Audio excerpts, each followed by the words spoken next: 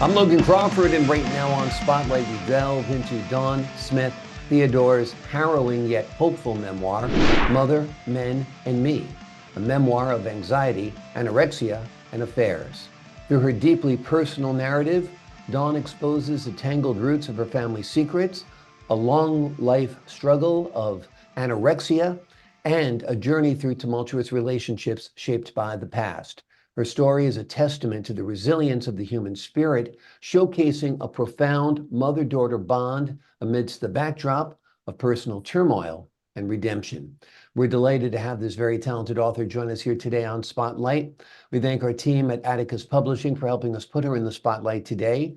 And we ask viewers like you to support writers like her by subscribing to our channel and by purchasing her important book. The links are below this interview. Dawn, great to see you here today on Spotlight.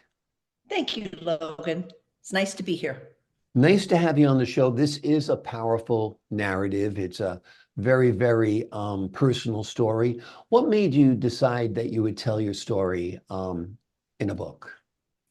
For many years, I've had people tell me your story is really interesting. And I think everybody has an interesting story. I wrote a book called Too Thin in 2015 about dancers and eating disorders, nothing about me, but how to be a dancer and not have an eating disorder.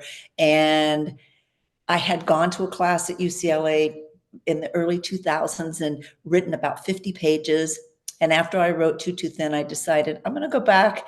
I picked up those 50 pages and started writing the memoir. And Mother, Men, and Me came out of that. Yeah. Your relationship with dance has influenced your journey through anxiety and anorexia. Tell us a little bit about that. Well, I grew up in a dancing school. My mom danced until 3 days before I was born. So I kind of came out dancing. So I was raised in a dancing school. Then I danced professionally. And then I had a dancing school in Los Angeles for 25 years. So dance has been in my life. And then I went on, now I'm a psychotherapist and I treat eating disorders. And I specialize in dancers and athletes. Dancers have increased pressure on them because of the costumes they wear and because of the fact that they're judged by their appearance. So that's why dancers often have eating disorders, right?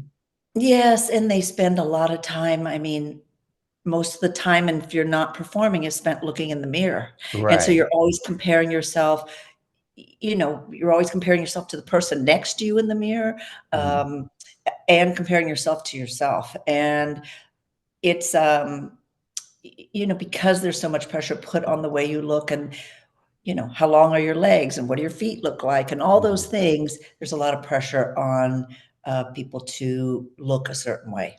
Yeah, yeah. And that adds to inner turmoil, I am sure. Tell us a little bit about the impact of your mother's past on you and your own relationships. Well, I mean, I loved my mom beyond belief, and she was an amazing person. Um, and we were inseparable. But when I was 22, and without revealing the secret within our family, Mhm. that would give away the book, Right. I found out something about my mom that was pretty impactful to me for the rest of my life. Mm. And my mom had a lot of power over me. I had an eating disorder that had a lot of power over me. And then I had a mom who I loved so much that I listened to her a lot. And because she wanted really me to herself, as and so she didn't like anybody I ever dated. Mm. And so there was a lot of interpersonal conflict between my mom and I over, men in my life. Yeah. Yeah, that seems to be a overwhelming theme when it comes to mothers who are controlling whether they are approving of the significant others in your life, right?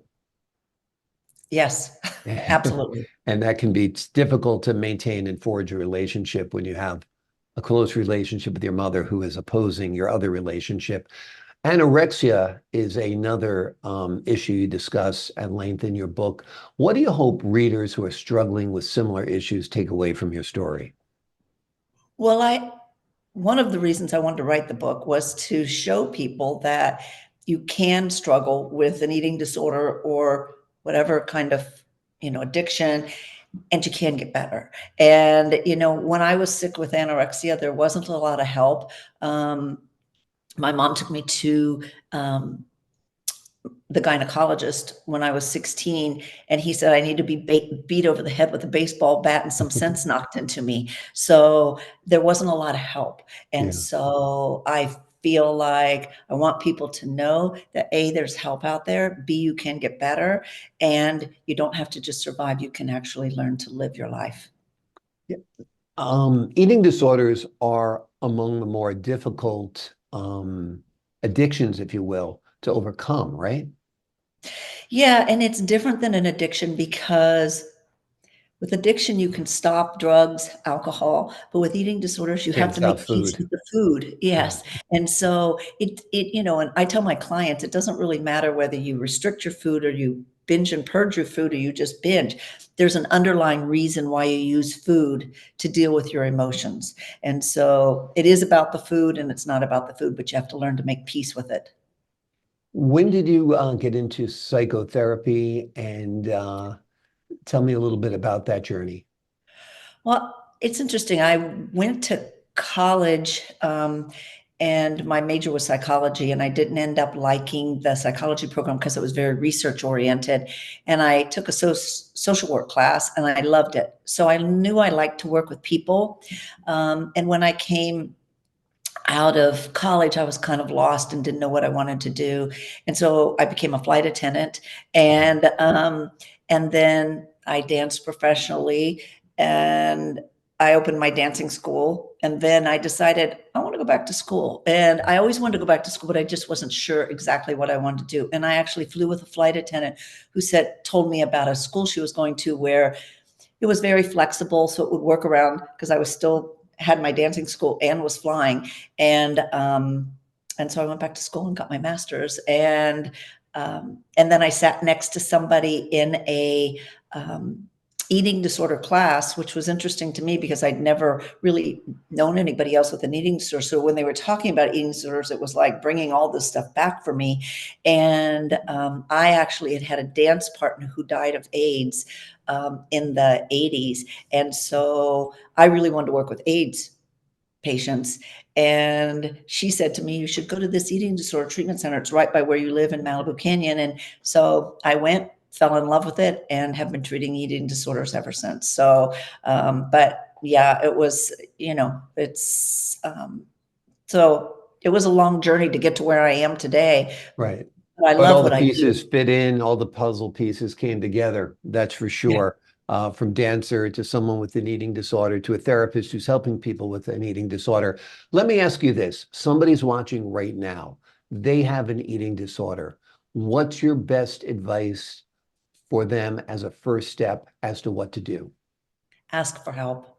Ask for help. Find somebody who's a professional that treats eating disorders, because it's really a specialty. You need to understand about eating disorders, and it's really important to have a good team, whether it's a therapist, a dietitian, a doctor. We all work together. And so ask for help. That's the most important thing. That's the hardest step, is to ask for help and actually admit that you have a problem. And this is something you really can't do on your own. You really need to reach out to a professional. Yeah. I mean, I got better a little bit on my own, but then I went to therapy for years and it really helped. So, it's like you can stop doing the behaviors, but you really got to look at why you did what was the underlying reasons that you fell into an eating disorder to begin with. Absolutely. Looking back, how has writing this memoir affected your understanding of love, family, and self-worth? Well, looking back, I wish that there's a couple things. One is that I wish that I would have um, had the more ability to stand up to my mom and be set boundaries with her. I did, but it was hard. The other thing that I wish is that, I could have given my young self, my 17-year-old self, my 20-year-old self, to say you are enough, you are beautiful just the way you are, and you don't have to prove anything to anybody. But I always felt like I was never enough, and I hope that through reading this, that people find that you are enough just the way you are. Yeah. Well, I think you feel very comfortable in your own skin now. So all the work you've done over the decades has certainly helped you. And I think your book is going to help other people as well. It is called Mother, Men, and Me, a memoir of anxiety, anorexia, and affairs. It's a personal account of Dawn's life, but it also can be extrapolated very easily to your life, to your challenges, to your journey. Dawn, thank you so much for joining us here today on Spotlight. Thank you so much, Logan, for having me. It's been a pleasure. Pleasure's been all mine. And to the folks at home, I'm Logan Crawford, thanking you for your time this time until next time on Spotlight.